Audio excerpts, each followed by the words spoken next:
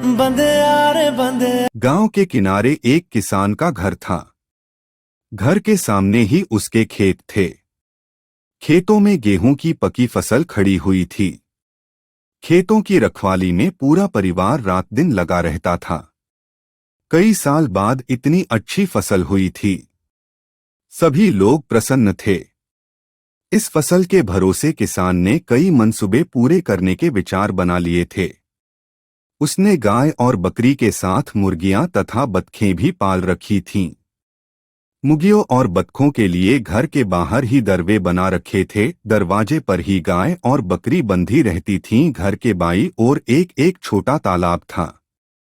मुर्गियां और बतखें तालाब तक डोलती रहती थीं, चुगती रहती थीं।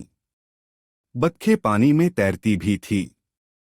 पास में एक जंगल था। उस जंगल की एक लोमड़ी किसान के घर तक चक्कर लगा जाती थी। एक दिन मौका पाकर किसान की एक मुर्गी को ले गई। किसान को बड़ा दुख हुआ।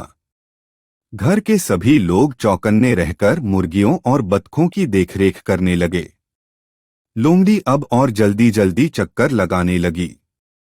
अब वह सुबह झुटपुटे और दिन डूबे के अंधेरे में चक्कर लगाने लगी। मौका पाते ही कभी बतख को मार जाती और कभी मुर्गी को ले जाती।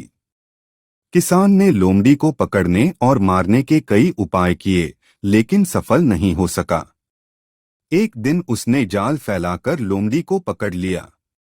किसान ने उसे तड़पाकर मारने की सोची। उसने लोमड़ी की पूंछ में फटे पुराने कपड़ों को लपेटकर मिट्टी का तेल डाला और आग लगा दी। लोमड़ी के गले में रस्सी बांधकर एक खूंटे से बांध दिया था। पूंछ में आग लगते ही लोमड़ी उछलकूद करने लगी। बच्चे हो हो करके हंसने लगे। कभी कभी लोमड़ी पीछे हटकर गले से फंदा निकालने की कोशिश करती। उछलकूद में रस्सी में आग लग गई। रस्सी टूट गई और लोमड़ी निकल भागी। लोमड़ी ने सबसे पहले पूंछ में लगी आग बुझाने की सोची। वह सामने ही किसान के खेत में घुस गई। वह आग बुझाने के लिए खेत में इधर से उधर और उधर से इधर अपनी पूंछ को पौधों से रगड़ती हुई भागती रही, दौड़ती रही। देखते ही देखते सारा खेत धू धू कर जलने लगा। खेत आग की लपटों से भर गया।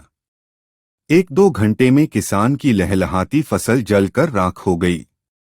किसान के घर में मातम सा छा गया। रात को सोते समय उसे नींद नहीं आई।